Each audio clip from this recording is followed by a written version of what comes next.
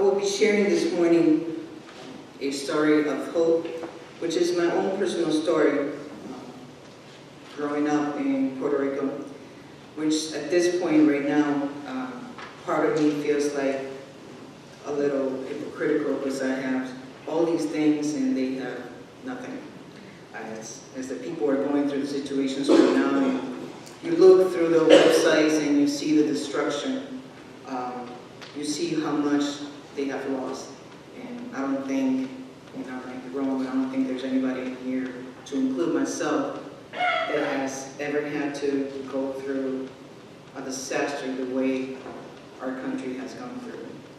And to have to be in this situation now for probably, 60 days, and many of them still do not have any running water, do not have light. And despite the news saying, well, 50% has light already, it's not true. When you know that there's 4 million people in Puerto Rico living in all of those areas that are so difficult to get to, and they have grown in a country that they're proud of and happy and always having a great time, and even with very little, we make so much of it.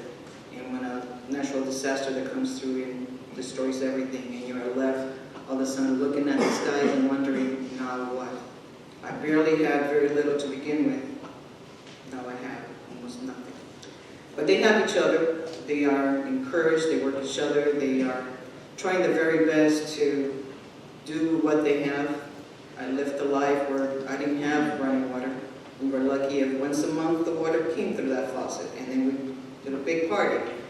But we didn't have any of that on a daily basis. We did have a bathroom, but it was more of a decoration because I was born in Chicago. We moved to Puerto Rico when I was 7 years old. So I knew all of that was the thing that a home would have. My home had it because we built it in Puerto Rico.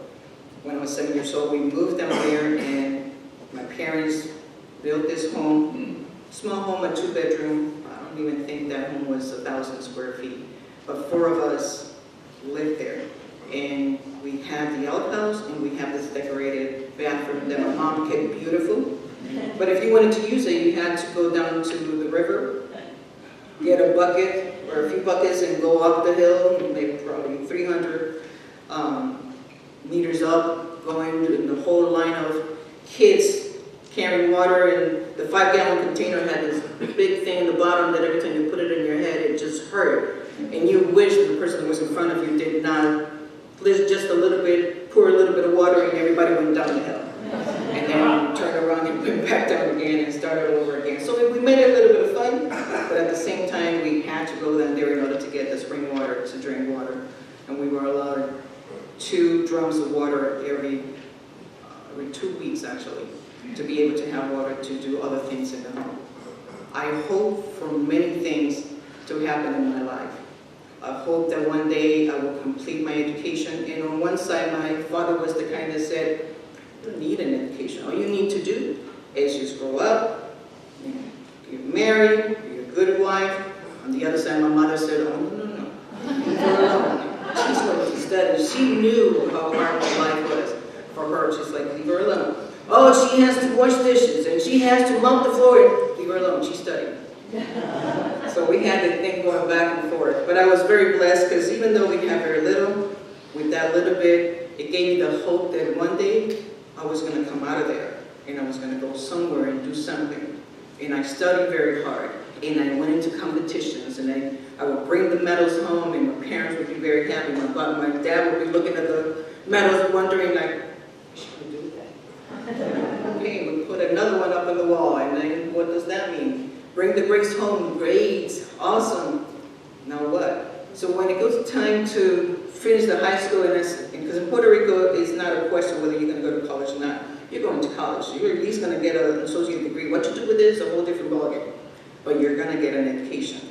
But for me, I knew that I needed to get out because I had lived a life that I had to fight my way through the community to be safe, because there was a lot of things that were going on, especially in the sexual presentation. Was that the right word? Yeah. Somehow it didn't sound right in my head, but that's what I meant. it was one of those things that you had to be safe. If you said something to your parents, then you were wondering, is that going to bring issues among people? And your hope was that you were going to get out of there, and you were going to go somewhere, and you were going to study, you were going to be an adult, and you were going to hope that none of the things would ever happen to you or to your kids. I hope for many things in my life. I hope that I was going to have one day a marriage, one day a wife. See, that was the one thing that my dad didn't know about. Because all along he was saying, she's going to get married, you're just going to be a wife. And I says, yeah, I'm going to be a wife. It's just not going to be who you think it's going to be. But I kept myself quiet because I was not going to mess with my dad. That was not the kind of man you mess with. He was like, leave it alone. My mother, in other words, she was like, I know what's going on. When Tonya went to talk to my mother, which I didn't know she was going to do it, and she said she was going to present her, show her the ring that she was going to give me. I'm like, you did what? I said, yeah, I talked to your mother. Like, oh my God, what did she say? She said, where's mommy? And then in the broken English, she said, I know everything. I know everything, Tonita. I can hear, I can understand. I know everything. But there is my wife, Tonya, whom I love, my best friend, 12, 12, 12. We got married in New York. And in my heart, there was the one day that there's nothing else in the world, matter most, that I was going to be married to her. And we have.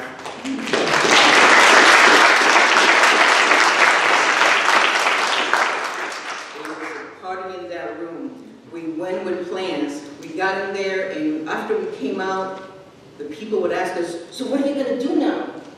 I don't know. This is, what do you mean you don't know? This is what you plan afterwards. All we were concentrating, it was in having that moment that finally my hopes were coming to a reality. I was going to be married my best friend. I was going to have a family.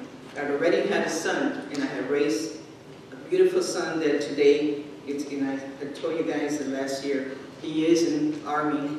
He is a military young man who had just served 10 years. And talk about holding on to hope in the things you want to make it right. I always hope that my son will come back home alive. I do not want to be one of the other parents that will break my heart to know that they're not coming home. He still has another 11 years to go at least.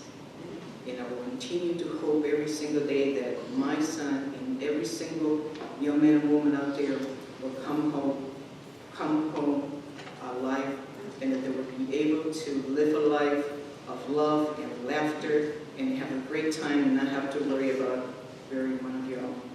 I am hopeful that every day that I live through this world that I'm going to be able to laugh, to live, to enjoy, and continue to be together with people like you, who when we came here in 2013, we felt the love and the acceptance, and I have never had to go back into a closet. Some people come out of the closet, some people burst out of the closet. At that time, anybody that would ask me and they would say, your husband, I says, I don't have one of those. I says, well, I thought you said you were married. I am, but I have a wife. So you hope for things to go the way you want it in your heart. I am proud that I am part of a congregation that understands that. We love you guys. We thank you because in 2:14 of this year, for about 10 minutes, 15 minutes, I can't talk now. I lost my wife on a cardiac arrest. But I hope. I'm sorry.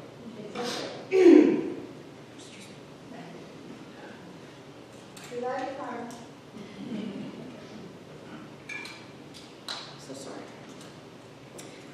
I knew in my heart that hope was strong. And she was going to come back. She did.